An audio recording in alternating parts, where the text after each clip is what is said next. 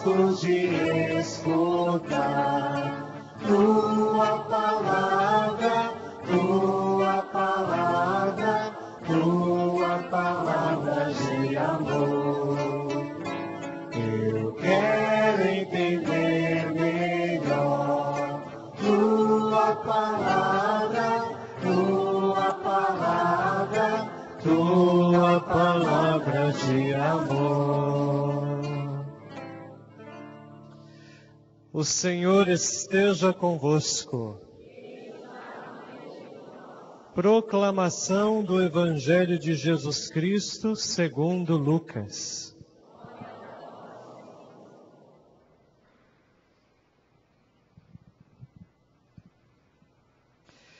Naquele tempo, Jesus estava expulsando um demônio que era mudo. Quando o demônio saiu, o mudo começou a falar, e as multidões ficaram admiradas. Mas alguns disseram: é por Beelzebu, o príncipe dos demônios, que ele expulsa os demônios. Outros, para tentar Jesus, pediam-lhe um sinal do céu. Mas, conhecendo seus pensamentos, Jesus disse-lhes: todo reino dividido contra si mesmo será destruído, e cairá uma casa por cima da outra. Ora, se Satanás está dividido contra si mesmo, como poderá sobreviver o seu reino? Vós dizeis que é por Beelzebu que eu expulso os demônios.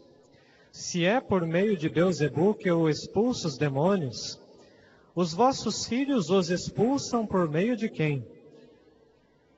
Por isso, eles mesmos serão os vossos juízes.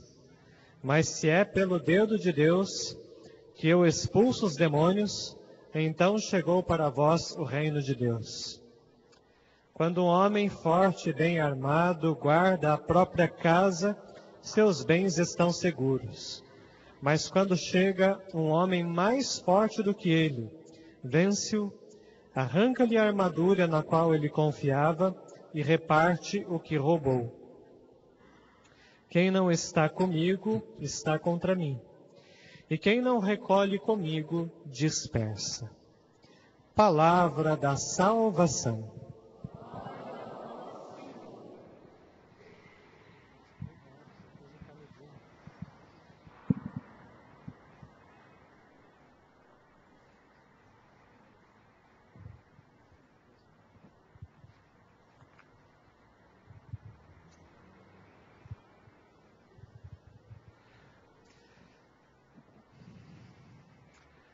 A cada dia que passa, eu fico mais convencido de que Deus deseja que nós consigamos nos despojar de todo enrijecimento do nosso coração.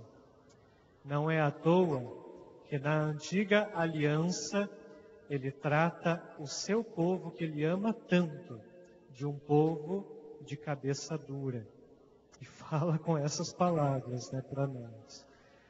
E olhando para esse evangelho de hoje, nós percebemos que não é diferente no Novo Testamento. Muitas pessoas agem de maneira muito reduzida perante Deus. Então eu gostaria de começar a nossa meditação na nossa primeira leitura, que é o livro do profeta Jeremias. E é claro que Jeremias ele fala da maneira como nós devemos prestar culto a Deus. Que o culto deve ser com justiça e nunca orações de teimosia. Então é interessante que Jeremias chega à seguinte conclusão: o ato de prestar um culto para Deus, sem sermos justos, vai com certeza entristecer o nosso viver. Se nós nos colocamos diante de Deus, mas a gente insiste na prática da injustiça, nós mesmos vamos chegar a um vazio muito grande. Por isso que Deus diz o seguinte: dai ouvidos à minha palavra e eu serei um Deus para vós, e vós sereis um povo para mim. E ele continua dizendo: pratique o amor e a justiça. É com isso que você vai ser feliz. O problema maior é quando nós não damos atenção à palavra de Deus por teimosia, pela teimosia que nós temos de seguir os nossos projetos. Em primeiro momento na nossa vida, a gente pode pensar assim: eu acredito em Deus, mas Deus é demorado.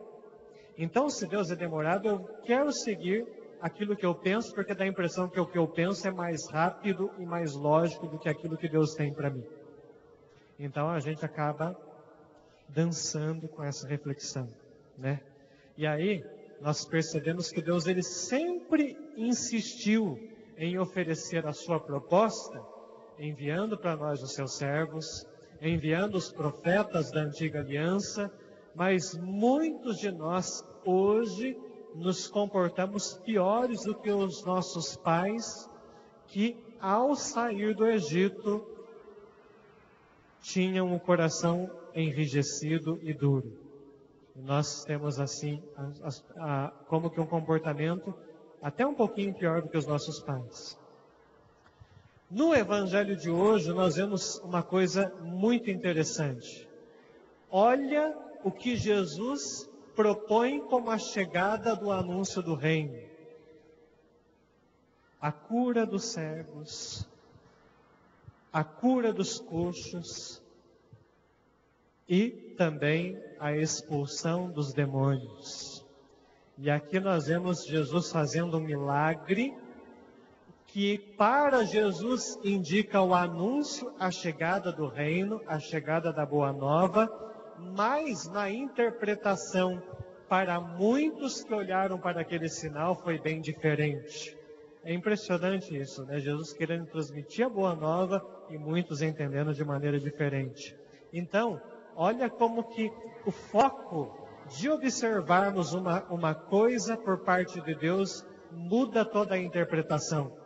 Em vez das pessoas se maravilharem com a libertação daquele homem, que recebeu uma graça muito grande de tirar de dentro de si um demônio, alguns disseram que Jesus expulsou o demônio porque ele tinha pacto com Beelzebul, o príncipe dos demônios. Dá para imaginar uma coisa dessa? Jesus querendo anunciar uma coisa e as pessoas interpretando uma coisa completamente diferente, e outros ainda, para tentar Jesus, pediam mais sinais. Dá mais sinais para a gente. A gente quer ver o Senhor fazendo festa. A gente quer ver o Senhor fazendo sinais, né? Como se a fé fosse um espetáculo de circo. Jesus, conhecendo os pensamentos dos que estavam ali, aproveita para dar uma belíssima lição. Em vez de Jesus chamar, corrigi-los, ele dá um ensinamento extraordinário. Ele simplesmente mostra o seguinte: todo reino dividido internamente será destruído. Então, como pode ele estar expulsando um demônio se ele fizesse parte e pacto com o próprio diabo? Um reino dividido não tem força. Um reino que se divide não caminha para frente. É uma lógica tão simples que doutores da lei, que escribas, que fariseus, tão inteligentes e tão sábios, não souberam interpretar. É uma lógica tão sensata, tão coerente. Como é que pode alguém do mesmo time querer expulsar? Um time que se divide nunca dá certo. E aí Jesus ainda usa um outro argumento, né? Se eu que expulso os demônios tenho pacto com o diabo, os vossos filhos, ou seja, a turma também que começaram a seguir Jesus, e tinha muitos que eram filhos dessas pessoas que queriam incriminar Jesus, que expulsavam o demônio também, expulsava os demônios por nome de quem? Com certeza ali muita gente engoliu seco, porque eles acabaram dando a sentença de que membros da família deles também tinham pacto com o diabo. Então Jesus ele tem uma lógica assim extraordinária diante dos argumentos das pessoas, né? E aí ele diz assim: portanto, é pelo dedo de Deus que eu expulso demônios. E se eu faço isso pelo dedo de Deus, é sinal de que o reino de Deus chegou. Um outro detalhe muito interessante que Jesus nos revela no Evangelho de hoje, né? Se o mais fraco perde o terreno para o mais forte, logo o mal, ele sempre começa a perder a sua força e o seu domínio nesse mundo. Porque se nós olharmos para a lógica de Deus, quem é mais forte? O bem ou o mal? É claro que a gente sabe por natureza que o bem é muito mais forte. E se o mais fraco perde o terreno para o mais forte, é muito importante nós sabermos que aonde está Jesus, não há espaço para o mal. Então, uma outra lógica que cai por terra é: muitas vezes as pessoas chamam desesperadas para nós padres, dizendo assim: padre, essa pessoa está com um demônio. Basta você ter uma conversa para logo de cara você perceber que não é verdade. Se você começa a perguntar para a pessoa qual foi a última vez que ela comungou, qual foi a última vez que ela se confessou, né? E começa a intuir os sinais, a gente começa a perceber, né? Então eu me lembro uma vez que uma pessoa chegou para mim apresentando uma pessoa que estava com uma fraqueza, um distúrbio emocional muito grande. E aí chegou falando, e de fato todos os sinais pareciam que aquela pessoa estava endemoniada, né?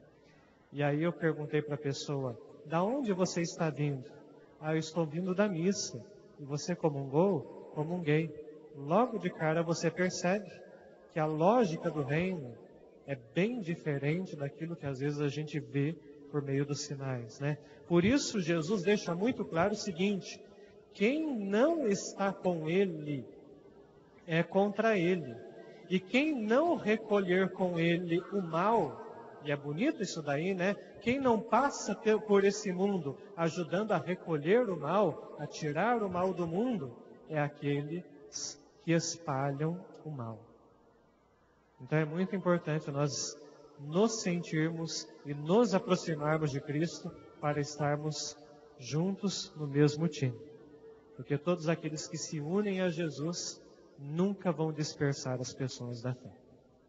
Então vamos agora apresentar ao Senhor, com muita confiança, as nossas orações.